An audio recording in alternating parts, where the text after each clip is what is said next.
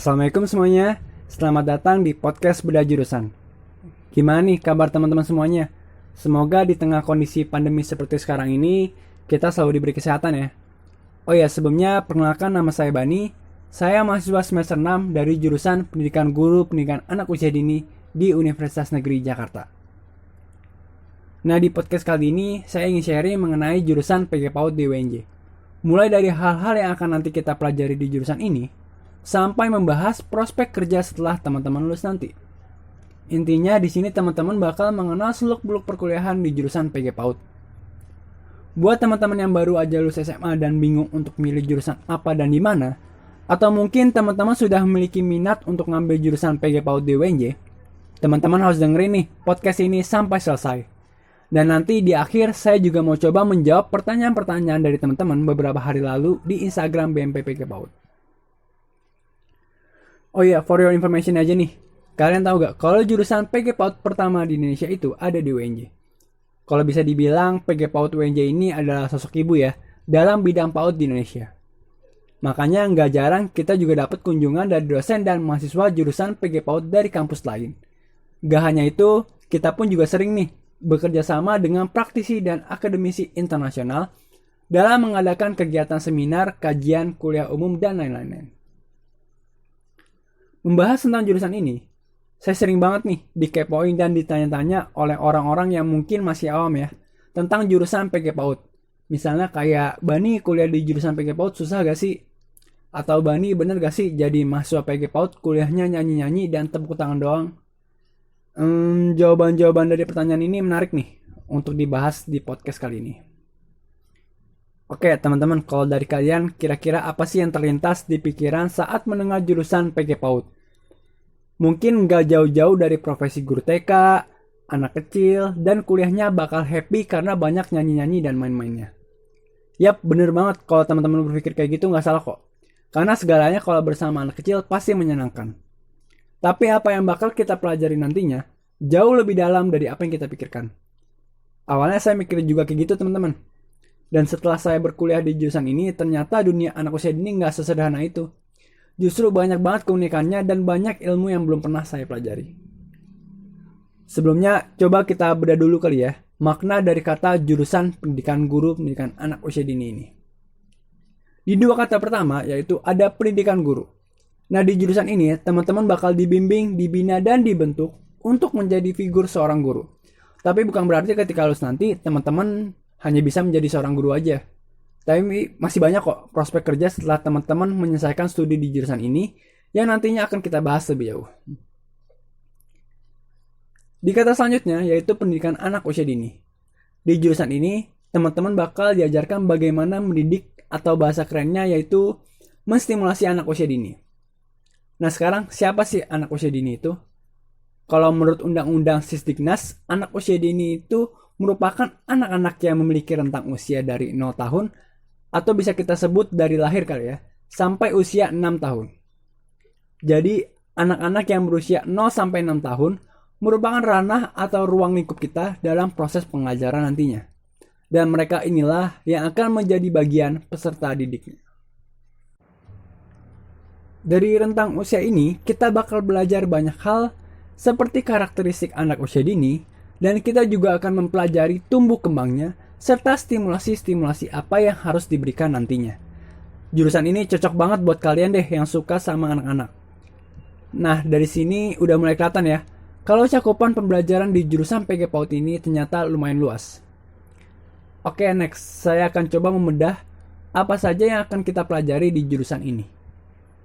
Pada semester awal, teman-teman akan belajar tentang hal-hal dasar mengenai anak usia dini, jenis-jenis lembaga pendidikan anak usia dini yang ada di Indonesia, teori-teori dasar psikologi mengenai karakteristik anak usia dini, dan perkembangan otak anak. Nah, berbicara mengenai otak anak, jadi ada mata kuliah nih yang bernama Neuroscience. Keren ya namanya, kayak ada istilah kedokteran-kedokteran gitu. Ya, memang mata kuliah ini nantinya akan berfokus pada perkembangan otak anak. Di mata kuliah neuroscience ini, teman-teman bakal memahami perilaku-perilaku yang harus kita hindari sebagai orang dewasa ketika kita bersama anak usia dini. Karena perilaku-perilaku seperti berbicara dengan nada yang keras, membentak, dan bersikap tak acuh ternyata sangat berpengaruh besar pada perkembangan otak anak. Gak hanya itu, di mata kuliah ini kita juga akan belajar deteksi dini mengenai anak berkebutuhan khusus. Selain itu, kita juga belajar hal yang keren nih. Kalau sebelumnya saya menjelaskan tentang rentang anak usia dini itu yaitu 0 sampai 6 tahun. Nah, ternyata di jurusan ini kita juga belajar mengenal karakteristik anak yang belum lahir atau biasa yang disebut dengan janin. Gak hanya itu, kita juga belajar bagaimana menstimulasi anak meskipun mereka masih berada dalam kandungan. Karena masih banyak nih yang mengira bahwa faktor keturunan merupakan faktor terbesar dalam menentukan kecerdasan seorang anak. Padahal cara menstimulasi janin yang dilakukan oleh ibu hamil dapat memberi pengaruh yang lebih besar daripada sekedar faktor genetik bagi kecerdasan anak kelak. Nah, beranjak ke semester 2, di semester 2 ini kita belajar juga tentang hukum. Iya, hukum, tapi nggak seberat yang teman-teman pikir kok. Hukum yang kita pelajari di sini berkaitan dengan hak-hak anak usia dini. Dan kita juga belajar perkembangan anak lebih dalam lagi dari semester sebelumnya yang disesuaikan dengan tahapan usianya. Selanjutnya, ada mata kuliah yang bernama bermain. Kenapa sih bermain harus dipelajari juga? Nah, ternyata untuk bermain dengan anak ada tekniknya sendiri nih teman-teman. Memang namanya bermain, tapi ketika prosesnya nggak boleh yang namanya main-main. Kita sering banget pasti melihat anak-anak kalau lagi main tuh serius banget. Sampai-sampai kadang mereka tuh nggak mau tuh diganggu. Nah, makanya kalau mereka bermain dengan serius, maka kita sebagai calon pendidik harus menyiapkan permainannya dengan serius juga. Intinya di sini kita belajar bagaimana cara merancang permainan yang edukatif untuk anak sesuai dengan tahapan perkembangan mereka. Gitu teman-teman. Nah, di semester selanjutnya, teman-teman bakal bernostalgia nih dengan mata pelajaran yang pernah kita pelajari di SD, SMP, dan SMA. Iya, kita bakal kembali lagi mengingat mata pelajaran IPA, IPS, Matematika, Agama, Bahasa Indonesia, Seni, dan lain-lain. Hanya yang berbeda adalah kita bakal belajar untuk bagaimana mengenalkan konsep mata pelajaran tersebut sesederhana mungkin untuk anak usia dini. Menurut saya, hal yang keren ketika di perkuliahan ini adalah bahwa sebenarnya kita bisa nih mengajarkan fisika, kimia, dan biologi pada anak usia dini. Mata pelajaran yang saya anggap susah di SMA ini ternyata lumayan menyenangkan ketika kita bisa menciptakan praktik dan percobaan-percobaan sederhana untuk anak.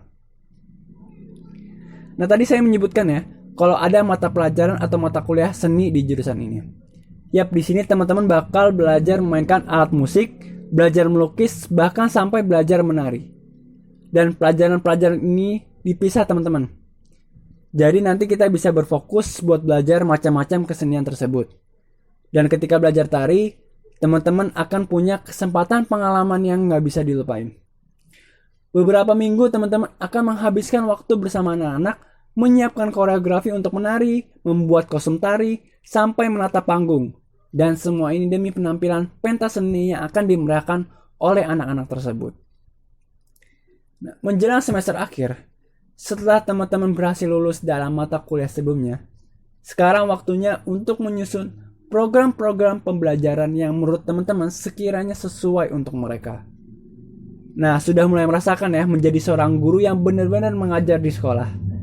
Di sini kita bisa berkreasi loh untuk membuat kegiatan-kegiatan menyenangkan untuk anak.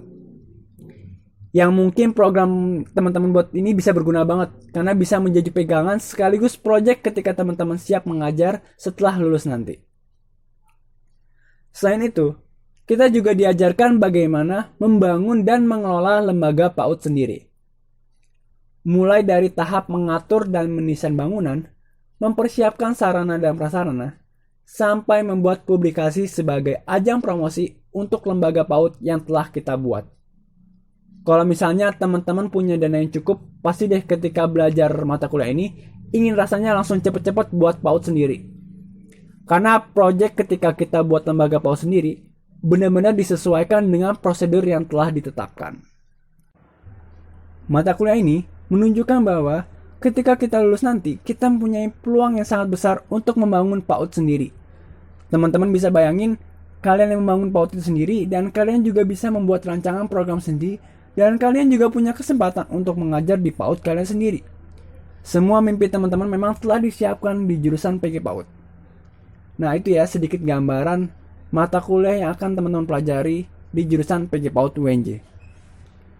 Terus kemampuan dan keahlian yang diperlukan untuk masuk PG PAUD itu ada apa aja sih? Yang pertama itu kemampuan kreativitas. Ini penting teman-teman, apalagi kreativitas dalam seni. Karena kita nanti bakal dapat banyak banget tugas untuk membuat media pembelajaran. Dan pastinya media tersebut harus dibuat semenarik mungkin dong untuk anak. Mulai dari membuat prakarya menggunakan barang bekas sampai tahap menghias media-media yang telah kita buat. Yang kedua, kemampuan pendekatan dengan ekspresif dan interaktif. Kemampuan ini juga penting dimiliki oleh mahasiswa PG PAUD. Karena nggak lucu dong kalau nanti kita berhadapan langsung dengan anak, kita ngomong kaku kayak robot gitu. Dan nggak ekspresif. Yang ada nantinya anaknya nggak mau ngobrol sama kita gitu, malah kabur. Yang ketiga, buat teman-teman yang punya bakat di bidang seni, seperti bermain musik, melukis, menari, pasti bakal berguna banget di jurusan ini. Karena kemampuan-kemampuan tersebut nantinya akan dipraktikkan dalam bentuk pengajaran. Lanjut deh, ngebahas mengenai prospek kerja untuk lulusan Prodi PG PAUD. Nah, selain memiliki kesempatan yang luas untuk menjadi seorang guru, lulusan PAUD juga punya peluang menjadi educator di lembaga-lembaga PAUD. Teman-teman juga bisa membangun lembaga PAUD itu sendiri, karena selama kuliah teman-teman sudah diberi bekal untuk dapat memanage dan mengelola lembaga PAUD. Prospek kerja lainnya yaitu teman-teman bisa membuka bisnis penerbitan buku khusus anak usia dini, atau bisnis permainan edukatif untuk anak. Peluang kerja berikutnya yang bisa teman-teman lakukan adalah bekerja di Direktorat PAUD. Tidak hanya itu, teman-teman juga bisa bergabung kok dengan organisasi yang bergerak dalam penanganan atau pembinaan anak seperti Komisi Perlindungan Anak dan lain-lain. Karena lulusan PG PAUD tidak hanya menjadi tenaga pengajar yang berada di sekolah melulu.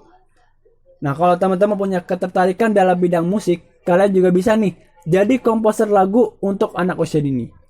Dan masih banyak lagi prospek kerja lainnya. Bagaimana? Banyak juga kan pilihan profesi yang bisa teman-teman ambil kalau kalian mengambil jurusan PG PAUD.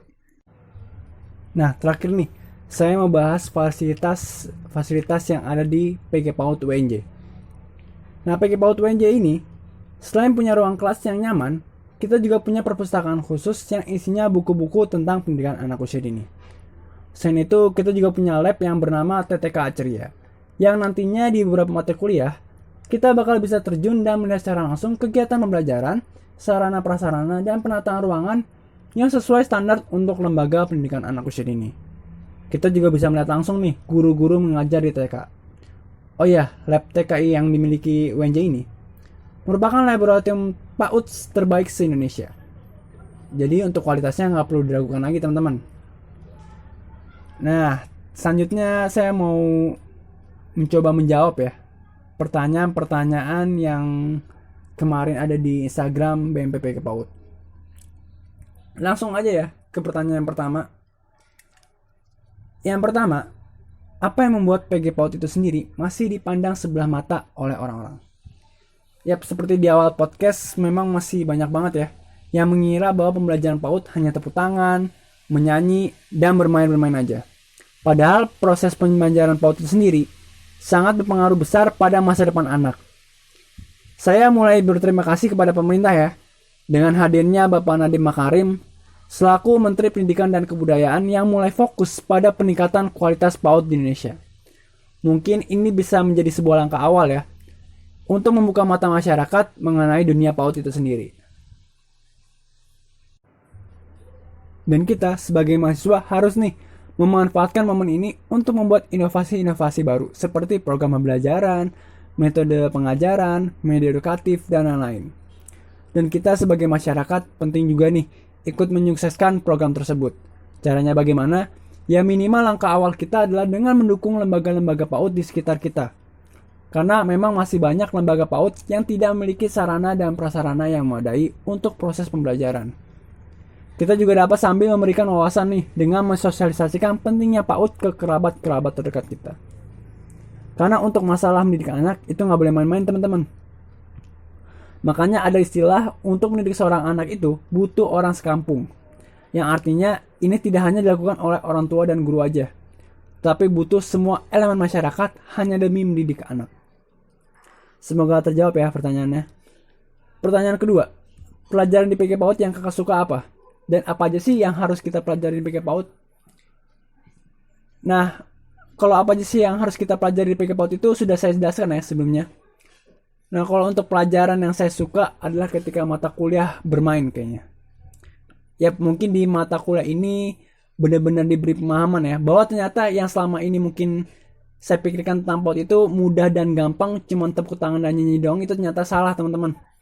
Di sini saya selain diajarkan bagaimana teknik bermain, saya juga diajarkan bagaimana membuat dan merancang media sebagai alat main anak-anak. Kalau menyukai hal-hal yang kayak gini nih, pasti kita jalanin kuliah bermain ini udah kayak bermain juga teman-teman. Semoga terjawab ya pertanyaannya. Next, pertanyaan ketiga. Kenapa sih kak jarang banget ada bapak guru di PAUD? Nah, ini pertanyaan bagus banget teman-teman. Ya, realitanya memang rasanya lumayan sulit ya menemukan lembaga PAUD yang memiliki SDM laki-laki. Karena di PAUD di sekitar saya pun hampir semuanya hanya berisi guru-guru perempuan saja. Nggak hanya itu, saya juga sering banget menemukan iklan-iklan lowongan kerja untuk menjadi guru di lembaga PAUD, namun hanya boleh diisi oleh kaum perempuan saja. Kalau dipikir-pikir, ini bertolak belakang banget nih dengan prinsip peran yang pernah kita dengar dari kecil. Pasti di bangku sekolah kita sering diberi pemahaman bahwa guru merupakan orang tua kita di sekolah, atau bisa dibilang guru merupakan orang tua kedua kita ya kan. Nah, tentunya orang tua itu terdiri dari figur seorang bapak dan seorang ibu. Dan sampai kapanpun peran dari seorang bapak tidak pernah menggantikan peran seorang ibu. Begitu pula sebaliknya. Sangat disayangkan nih kalau misalnya di lembaga PAUD tidak diisi dengan bapak guru. Padahal guru laki-laki berperan besar dalam pembentukan karakter anak.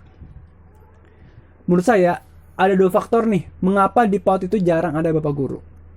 Yang pertama, mungkin ini bisa jadi stigma dari lembaga PAUD yang beranggapan bahwa kaum perempuanlah yang dinilai lebih cocok untuk menjadi seorang guru PAUD.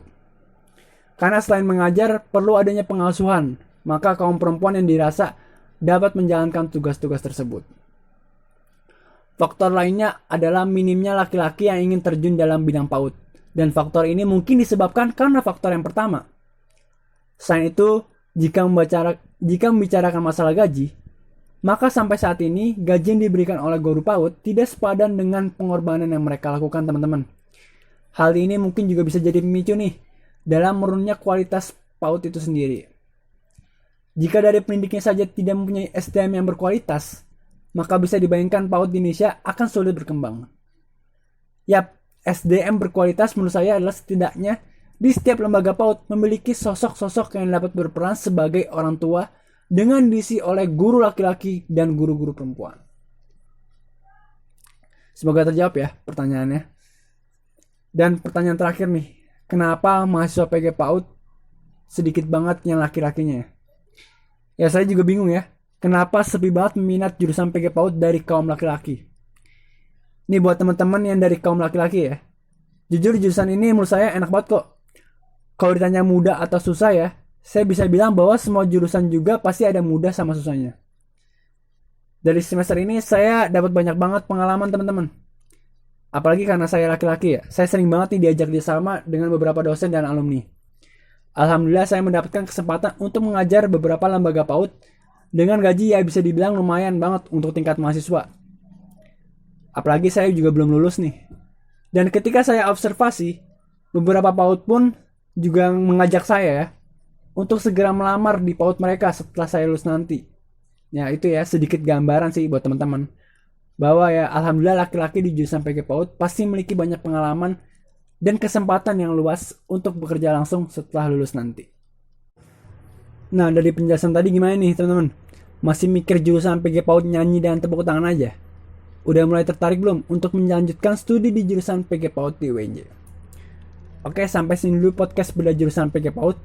Kalau misalnya teman-teman masih bingung dan masih ada hal yang ingin ditanyakan, boleh teman-teman langsung aja DM ya di IG kami yaitu @bmpPGPAUD. Sampai jumpa di lain waktu.